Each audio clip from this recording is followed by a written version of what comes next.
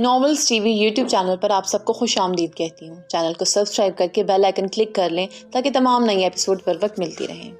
آج میں ناول یہ عشق مشکل ہے کہ کس نمبر 30 لے کے آئی ہوں۔ اگر اسے ذرا سی بھی تکلیف ہوئی نا میرب، اس دن میں خود تمہیں اپنے ہاتھوں سے مار دوں گا۔ میں بھول جاؤں گا کہ کبھی تم میری دوست ہوا کرتی تھی۔ یہ بات تو تم بھول ہی چکے ہو۔ جب سے وہ ماہی تمہاری زندگی میں آئی ہے، اس نے ہمیشہ یہی تو کیا ہے۔ جو میرے قریب ہوتا تھا اسے مجھ سے دور کر دیتی تھی۔ وہ ماہی سے حد سے زیادہ بدگمان تھی۔ اس کے اندر سوائے زہر کی اور کچھ نہیں تھا۔ نفرت میں اتنا مت گرو کہ میری طرح پچھتانا پڑے۔ تم ایک بے وقوف آدمی ہو لیکن میں نہیں ہوں۔ اگر تم چاہتے ہو نا کہ میں ماہی کو کچھ نہ کہوں تو تمہیں یشم یوسف زئی کو برباد کرنے میں میرا ساتھ دینا ہوگا عالم۔ بالآخر اس نے کہہ دیا تھا۔ مجھے افسوس ہے کہ تم بھی اسی گڑھے میں گری ہوئی ہو جس میں کبھی میں گرا تھا، لیکن ایک بات یاد رکھنا، میں تو نکل آیا ہوں۔ نقصان اٹھایا مگر بچ گیا۔ ابھی وقت ہے خود کو بچا لو۔ یہ نہ ہو ایک اور آرزو پیدا ہو جو اس کی طرح سب برباد کر دے۔ ابتہاج عالم، تمہاری ہمت کیسے ہوئی ان کے بارے میں بکواس کرنے کی؟ اس نے غصے سے عالم کا گریبان پکڑا۔ کیونکہ وہ میری ماں تھی، تمہاری نہیں۔ تمہیں کیا لگتا ہے تمہیں ان سے بہت محبت ہے؟ نہیں، ایسا ہرگز نہیں ہے۔ تمہیں ان سے محبت نہیں تھی، نہ انہیں کبھی تم سے محبت تھی۔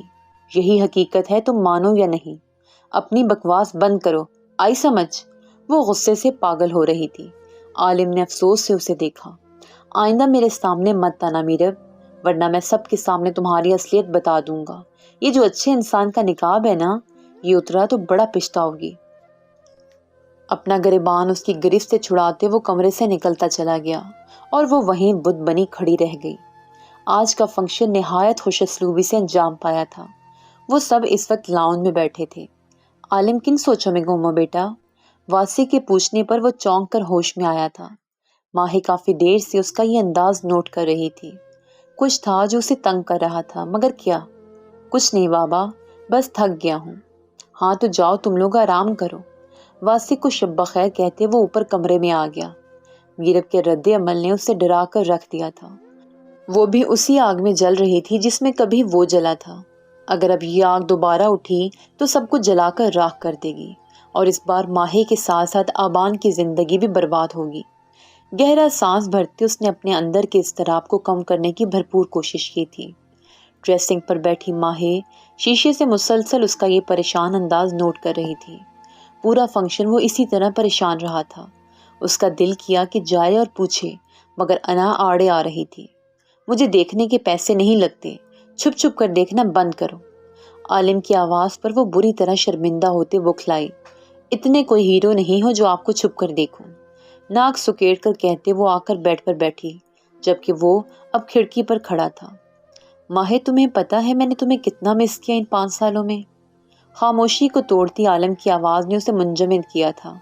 مجھے نہیں پتا، نہ میں جاننا چاہتی ہوں، تلخی سے جواب دیتے وہ آنکھیں موند گئی۔ کاش وہ اسے بتا سکتی کہ ان 5 سالوں میں اس نے ایک لمحہ بھی ایسا نہیں گزارا تھا جس میں عالم نہ ہو۔ عالم نے ایک نظر اس کے وجود کو دیکھا۔ سو مت ماہی، پیکنگ کرو، ہمیں کل صبح نکلنا ہے۔ اس نے دھماکہ کیا تھا۔ کہاں جانا ہے؟ جھٹکے سے وہ بیڈ سے اٹھ بیٹھی۔ ہنی مون۔ عالم، میں آپ کے ساتھ کہیں نہیں جا رہی۔ ٹھیک ہے تو مانسا کے ساتھ بیٹھ جانا۔ مزے سے کہتے وہ اب اپنا بیگ اتار کر اس میں کپڑے رکھنے لگا۔ آپ دیکھیں میری جان، میں آپ کو دیکھوں گا تو کام کیسے کروں گا؟ وہ بے ساختہ ہی بولا تھا۔ بےہودہ بات مت کریں۔ کشن کھینچ کر اس نے عالم کو مارا۔ میرا پورا کا پورا بےہودہ انسان ہوں وہ، میں بہت اچھے سے جانتی ہوں، بتانے کی ضرورت نہیں ہے۔ سو رہی ہوں میں۔ اسے پیکنگ کرتے چھوڑ کر وہ خود منہ پر تکیہ رکھتے آنکھیں موند گئی۔ ماہی اٹھو، ماہی اٹھو، ہمیں نکلنا ہے۔ آنسا کی آواز اس کے کانوں میں پڑ رہی تھی، جسے خواب سمجھ کر اس نے نظر انداز کرتے مزید تکیے میں منہ چھپایا تھا۔ آنسا نے بے بسی سے عالم کو دیکھا۔ یہ پہلے اتنی ڈھیٹ نہیں تھی، آپ سے شادی کے بعد یہ رنگ دکھا رہی عالم بھائی۔ آنسا کے شکوے پر وہ بے ساختہ مسکرایا۔ ماہی، کون سی مشقت کر کے سوئی ہو یار، اٹھ بھی جاؤ۔ اسے ہلاتے آنسا بے حال ہو گئی تھی، جو سب کچھ بیچ کر سوئی پڑی تھی۔ ماہی، عالم بھائی کے لیے کوئی انگریز لڑکی آئی ہے، کہہ رہی ہے کہ وہ عالم بھائی کی بیوی ہے۔ آنسا کی بے پر کی بات پر جہاں عالم نے اسے گھورا تھا، وہیں ماہے ایک جھٹکے سے اٹھی تھی۔ کون آیا ہے؟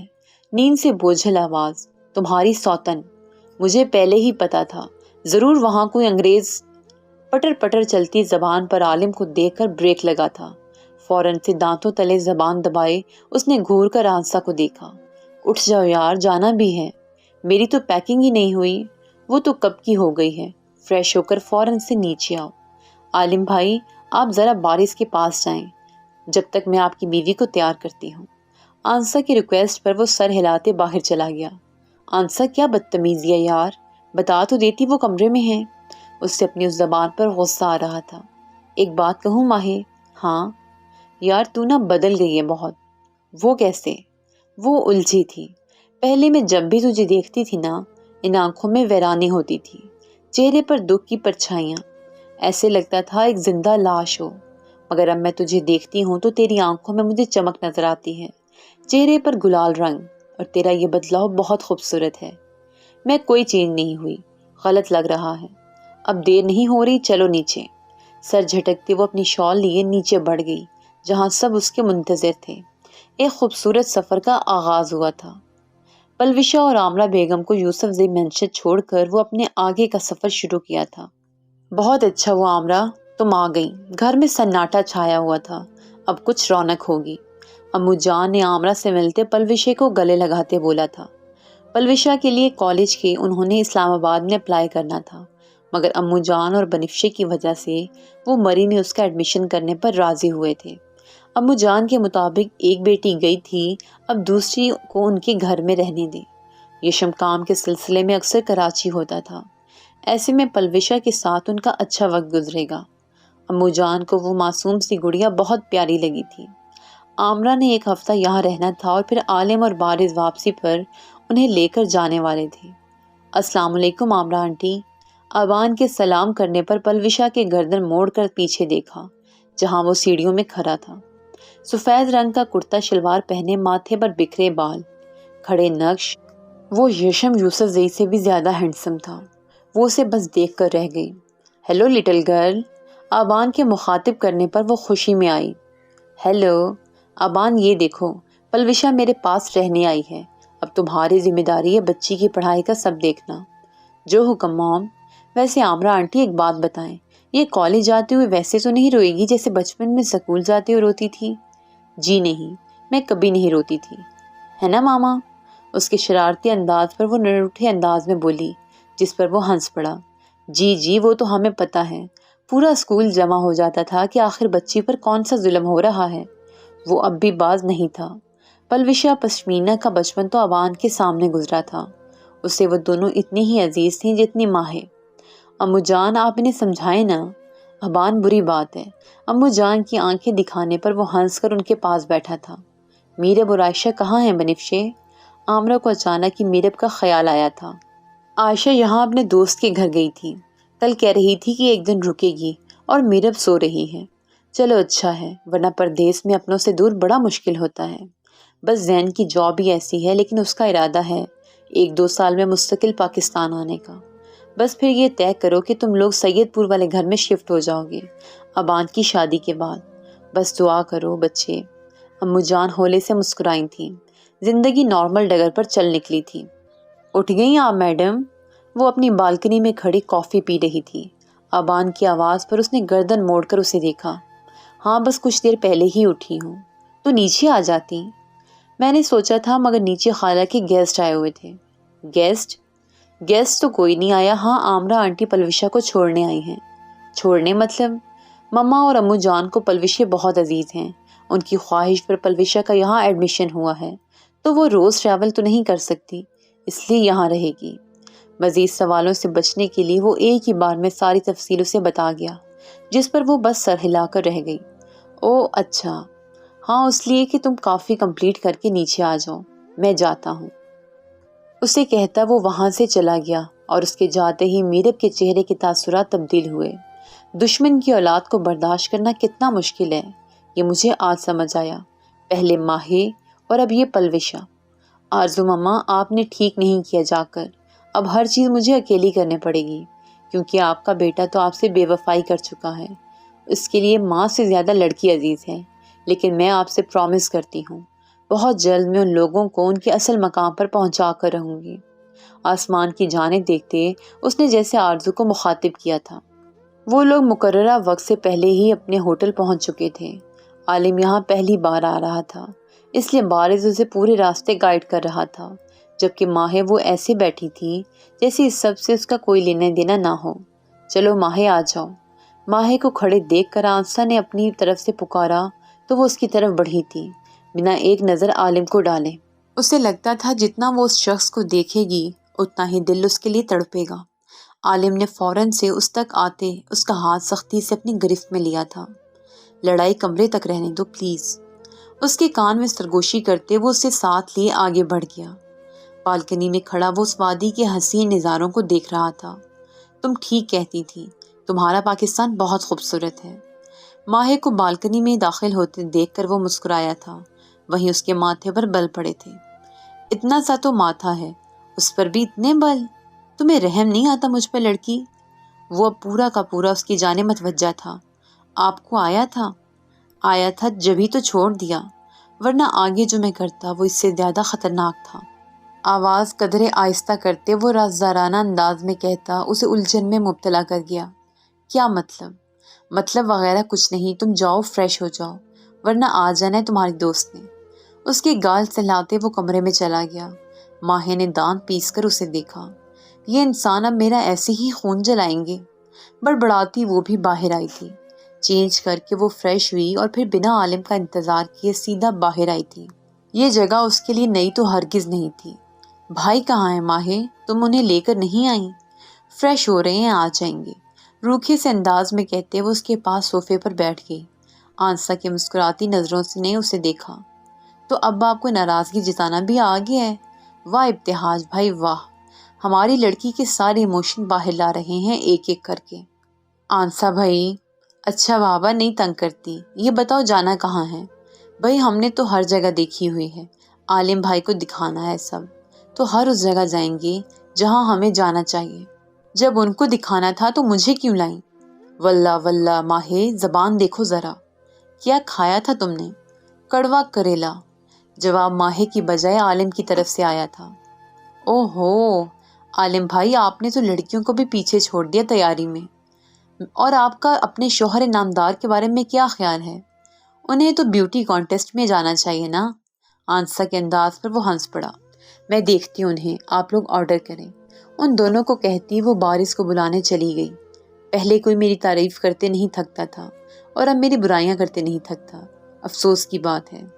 عالم کی بات پر اس نے کچھ نہیں کہا، اس کا دل ہی نہیں تھا کچھ بھی کہنے کا۔ چلو جلدی کرو۔ بارز نے آتے ہی خاموشی کو توڑا۔ چلو بتاؤ کہاں جانا ہے؟ کیا دکھا رہے ہو آج تم لوگ مجھے؟ سب سے پہلے واٹر فال دیکھیں گے، وہ سب سے خوبصورت ہے یہاں۔ آنسا بارش کو کہتے جلدی سے گاڑی میں بیٹھ گئی۔ ان سب کے گاڑی میں بیٹھتے ہی ایک خوبصورت سفر کا آغاز ہوا تھا۔ کیا پڑھ رہی ہو پلوشا؟ وہ انہماک سے کتاب پر جھکی ہوئی تھی جب ابان کی آواز نے اسے بری طرح چونکایا۔ اف، آپ نے تو ڈرا ہی دیا تھا، لیکن تم نے شیشہ تو بالکل بھی نہیں دیکھا تھا، ڈری کیوں؟ دانتوں تلے لب دبائے وہ شرارت سے کہتا اس کے پاس ہی بیٹھ گیا۔ پلوشا نے گھور کر اسے دیکھا۔ میرے بابا کے فیوریٹ نہ ہوتے تو میں آپ کو جواب دیتی، ناک سکیٹ کر کہتی وہ واپس سے کتاب پر جھکی تھی۔ تم پڑھ کیا رہی ہو یہ تو بتاؤ۔ وہ اس طرح کتاب پر چھائی ہوئی تھی کہ وہ بالکل بھی نہیں دیکھ پا رہا تھا۔ آپ کو بتاؤں گی تو آپ میری مما سے میری شکایت لگا دیں گے، اور ایسا میں بالکل بھی نہیں چاہتی، اس لیے آپ مجھ سے دور رہیں۔ کتنی بری بات ہے، بچپن میں ہمیشہ تمہیں مار سے بچایا اور یہ صلہ دے رہی ہیں مجھے۔ ابان نے معصوم سا فیس بنایا جس پر پلوشا نے آنکھیں چھوٹی کر کے اسے دیکھا۔ آپ کو یاد دلا دوں کہ ہمیشہ آپ کی وجہ سے ہی ڈانٹ پڑتی تھی۔ بک بند کر کے بیگ میں رکھتے اب وہ پوری طرح سے اس کی جانب متوجہ تھی، کیونکہ کتاب پڑھنا اب تقریباً ناممکن ہی تھا۔ ابان لالا آئس کریم تو کھلا دیں، کل سے یہاں آئی ہوئی ہوں مگر آپ نے ایک بار بھی نہیں پوچھا مجھ سے۔ آئس کریم کھلاؤں گا مگر پہلے ایک بات بتاؤ، کیا پڑھ رہی تھی؟ اس کا سارا دھیان اب بھی کتاب پر تھا۔ پلوشے نے ترچھی نظروں سے اس انسان کو دیکھا۔ فریج میں آئس کریم ہے بیا، مما مجھے بتا چکی ہیں، بائے بائے۔ وہ اس سے کئی گنا زیادہ مسنی تھی۔ کوئی ضرورت نہیں آئس کریم کھانے کی، موسم دیکھا ہے کتنا خراب ہے۔ آمرہ کی آواز پر جو جی بھر کر بدمزہ ہوئی تھی۔ مما، ابان اسے چھوڑو، تم بتاؤ بیٹا کالج کا کیا ہوا؟ سب سیٹ ہے، بس کل پلوشا میرے ساتھ چلیں گی یونیفارم اور بکس کے لیے۔ آئس کریم بھی پلیز۔ آمرہ سے نظریں بچاتے اس نے ابان کو آہستہ سے کہا، پہلے بک دکھاؤ۔ اس کی سوئی ابھی تک بک پر اٹکی تھی۔ پلوشا نے دانت پیس کر اسے دیکھا اور پھر اٹھ کھڑی ہوئی۔ سیڑھیاں چڑھتے وہ اوپر آئی تو بالکل سامنے میرب کو کھڑے دیکھ کر اس نے اپنے قدموں پر بریک لگائے، ورنہ بری طرح میرب سے ٹکرا جاتی۔ او میرب اپیا، آپ؟ ابھی میں آپ کو نہیں دیکھتی تو گر جاتی۔ اپیا؟ میں تمہاری اپیا کب سے ہونے لگی؟ جی؟ پلوشا نے حیرت سے اس کا یہ انداز دیکھا۔ کیا فارسی بولی ہے میں نے؟ مجھے لگتا ہے میں نے اردو ہی بولی ہے۔ اب تمہیں سمجھنے میں مسئلہ ہے تو علاج کرواؤ، روکھے سے انداز میں کہتی سیڑھیاں نیچے اتر گئے۔ پلوشا نے حیرت سے اس کا یہ انداز دیکھا۔ اسے بالکل بھی اچھا نہیں لگا تھا، مگر کچھ بھی کہہ کر وہ اپنا موڈ خراب نہیں کرنا چاہتی تھی، اس لیے خاموشی سے اپنے کمرے کی جانب بڑھ گئی۔ منڈے سے کالج سٹارٹ تھے، اسے وہاں فوکس کرنا تھا، فضول باتوں پر نہیں۔ پورا دن مختلف مقامات پر گھومنے کے بعد رات وہ تھک ہار کر ہوٹل واپس پہنچے تھے۔ آج کا دن ہر لحاظ سے بہت اچھا تھا۔ اس پورے وقت ماہی آنسا کے ساتھ لگی رہی۔ عالم جانتا تھا وہ اسے دور رہنا چاہتی ہے، اس لیے وہ خود اس سے دور ہو گیا۔ رات وہ کمرے میں آیا تو ماہی کو گہری نیند میں سوئے پایا۔ اچھا تھا وہ سو رہی تھی، ورنہ اسے دیکھ کر خام خواہ ہی ماہی کا موڈ خراب ہو جاتا۔ چینج کر کے وہ واپس اپنی جگہ پر آ کر لیٹ گیا۔ نیند اس پر کب مہربان ہوئی اسے پتہ ہی نہیں چلا۔ اگلا دن ایک بار پھر پوری شان سے طلوع ہوا تھا۔ صبح ہی سے وہ لوگ ہوٹل سے نکل گئے تھے۔ ان کا ارادہ باہر بریک فاسٹ کرنے کا تھا اور پھر آگے کا سفر شروع ہونے والا تھا۔ برف باری کا سیزن شروع ہونے والا تھا۔ آنسا سب سے زیادہ پرجوش تھی۔ طویل سفر کے بعد بالآخر وہ اپنی منزل پر پہنچے تھے۔ تھوڑی دیر آرام کرنے کے بعد انہوں نے جھیل پر جانا تھا۔ ماہی، وہ بیڈ پر بیٹھی اپنا موبائل چیک کر رہی تھی جب عالم کی آواز پر اس نے سر اٹھایا۔ کچھ نہیں، فقط اتنا کہتے وہ کھڑکی پر آ کر کھڑا ہو گیا۔ انہیں یہاں آئے ہوئے ہفتہ ہونے والا تھا، لیکن ماہ نور کا رویہ اب تک اس کے ساتھ ویسا ہی تھا۔ وہ حق بجانب تھی، لیکن اس کا دل تکلیف میں تھا۔ اسے لگتا تھا وہ اس کی ناراضگی سہتے اس دنیا سے چلا جائے گا، ہمیشہ کے لیے۔ وہ اسے منانا چاہتا تھا، سینے پر بوجھ بڑھا تو وہ بالکنی میں آ گیا۔ وہ ڈاکٹر کے بھی نہیں جا رہا تھا۔ اسے لگتا تھا ڈاکٹر اسے کوئی روح فرسا خبر سنا دیں گے۔ پرانی یادوں میں کھوتا وہ کہیں 5 سال پیچھے چلا گیا تھا، جس دن عاقب نے اسے وہ بری خبر دی تھی۔ اس کی ماہیں چلی گئی تھی۔ یہ سن کر اس نے بس ایک نظر عاقب کو دیکھا تھا اور وہ پاکستان جانا چاہتا، مگر اگلے لمحے وہ اندھیروں کی دنیا میں چلا گیا تھا۔ وہ نہیں جانتا وہ کتنے وقت ہسپتال میں رہا۔ اسے جب ہوش آیا تو سب کچھ بدل چکا تھا۔ وہ کومے میں تھا۔ وہ یہ صدمہ برداشت نہیں کر سکا تھا۔ تو کیا وہ اتنا کمزور تھا؟ اس نے خود سے پوچھا تھا۔ ڈاکٹرز کے مطابق اس کا نروس بریک ڈاؤن ہوا تھا اور اس کی ول پاور بالکل ختم تھی۔ بہت مشکل سے اسے بچایا گیا تھا۔ وہ گھر واپس آ گیا تھا، مگر اپنے ساتھ وہ ایک تکلیف لایا تھا۔ جب جب وہ ماہی کو یاد کرتا اس کے دل پر دباؤ بڑھنے لگتا، اس سے سانس لینا مشکل ہو جاتا۔ وہ ایک پچھتاووں سے بھری زندگی گزار رہا تھا۔ ڈاکٹرز کے مطابق اس کے ذہنی دباؤ کی وجہ سے یہ سب ہو رہا ہے۔ وہ میڈیسن نہیں لیتا تھا، وہ مر جانا چاہتا تھا، لیکن قدرت کو کچھ اور منظور تھا۔ وہ پاکستان آیا اور اسے جینے کی وجہ مل گئی۔ ماہی کے لفظ اسے درد دیتے تھے، مگر وہ خوشی خوشی یہ درد سہنے کو تیار تھا۔ گہری سوچوں سے وہ موبائل کی آواز پر باہر آیا۔ بارش کی کال تھی، وہ اسے نیچے بلا رہا تھا۔ طبیعت میں بوجھل پن تھا، وہ بالکل بھی نہیں جانا چاہتا تھا، لیکن اس کی وجہ سے سب کا پلان خراب ہوتا۔ وہ یہ بھی نہیں چاہتا تھا، اس لیے خود کو ریلیکس کرتے وہ جیکٹ پہنتا نیچے کی طرف بڑھا جہاں سب اس کے منتظر تھے۔ وہ لوگ راستے میں ہی تھے کہ بارش شروع ہونے لگی۔ آگے جانا بیکار تھا، مگر ماہی کی ضد تھی کہ وہ آگے جائے۔ اسٹاپ دس، بیمار ہو جاؤ گی، ہم بعد میں چلیں گے۔ وہ اس کے لیے فکر مند تھا۔ گاڑی واپس ہوٹل کی طرف کر لو۔ عالم کے بولنے پر وہ لوگ ایسے ہی واپس ہوٹل آ گئے۔ پارکنگ سے اندر آنے تک وہ چاروں بری طرح بھیگ چکے تھے۔ وہ روم میں آیا تو وہ ایسے ہی بیڈ پر بیٹھی تھی۔ ماہی چینج کر لو۔ اس کی بات سنی انسنی کرتے وہ ایسے ہی بیٹھی رہی۔ ماہی چینج کر لو، بیمار ہو جاؤ گی۔ نہیں کرنا چینج، سمجھ نہیں آئی آپ کو؟ جائیں اپنا کام کریں۔ وہ حد سے زیادہ بدتمیز ہو گئی تھی۔ تو تم نہیں چینج کرو گی؟ نہیں، دو ٹوک انداز۔ عالم نے ایک نظر اسے دیکھا اور بنا اسے کچھ بھی سمجھنے کا موقع دیے اسے بازو میں اٹھایا۔ چھوڑیں، یہ کیا بدتمیزی ہے؟ وہ چیخی تھی، مگر بنا اس کی سنے عالم نے اسے ڈریسنگ ٹیبل پر بٹھایا تھا اور دونوں طرف سے راستے بند کیے۔